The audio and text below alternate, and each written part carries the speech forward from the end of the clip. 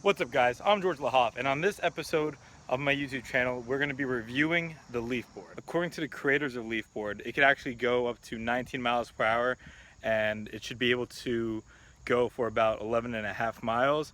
So I know some of you were asking if I could test this out since you guys haven't seen the Leafboard yet. So I'm going to take this thing.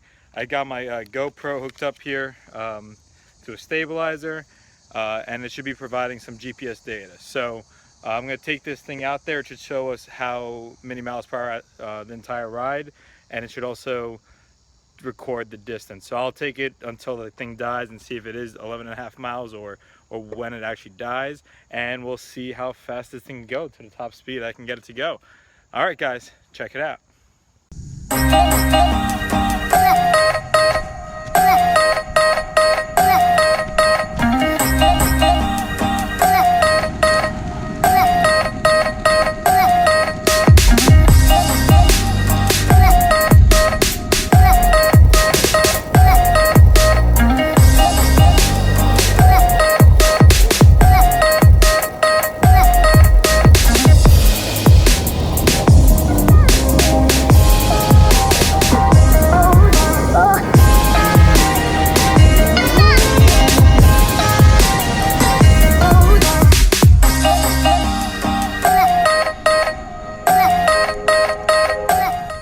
What's up, guys? I just made it to my first destination, which was the post office here.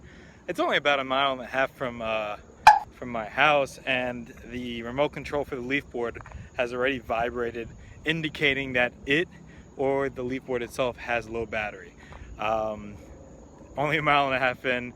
Some hills, but not enough to make it happen like this, and I was not going full speed. You know, if I was going full speed the entire time, I would understand that, you know, obviously you would be driving a lot more power, but a mile and a half is, I don't know. So from here, I'm going to give it a shot to try and get home and see if maybe it was just a mistake on the indicators part. So let's see.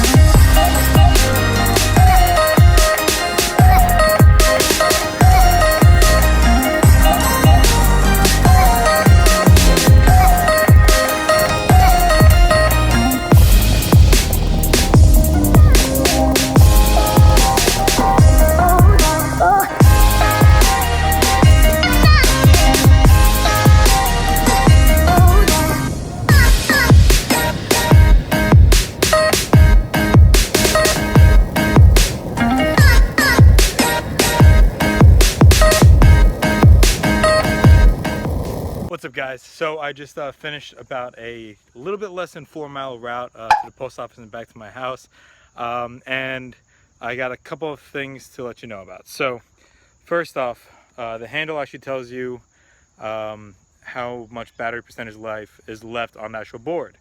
I am at 33% left for the board, and a little bit more than 50% for the trigger, the handheld. So handheld trigger, you know, that makes sense for the lifetime to reach that 11 and a half miles and probably more. But I'm at 34% after going only 4 miles, you know, so that's definitely not going to even get close to the 11 and a half mile range. When we go, I'm going to check out the GoPro footage and actually see the exact distance.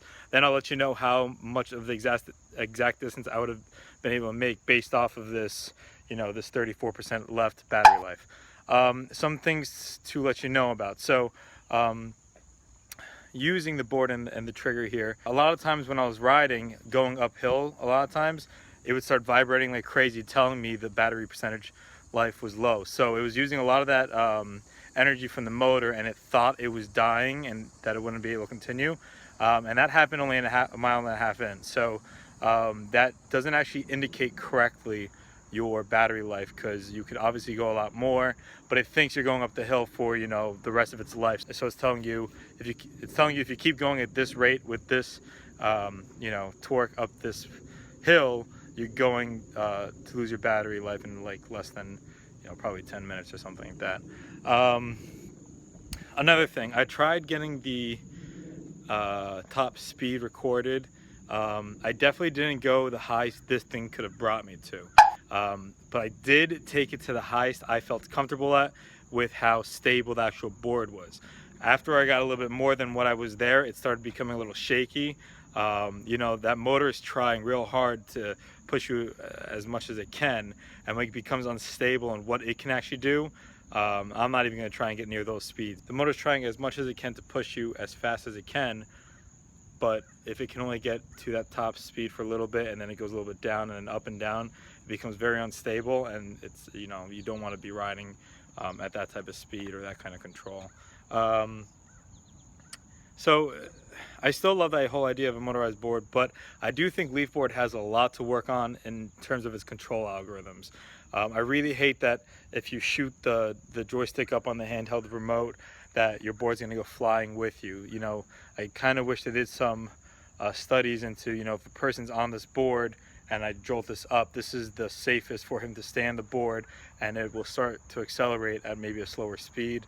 Same thing goes for the brake, you know.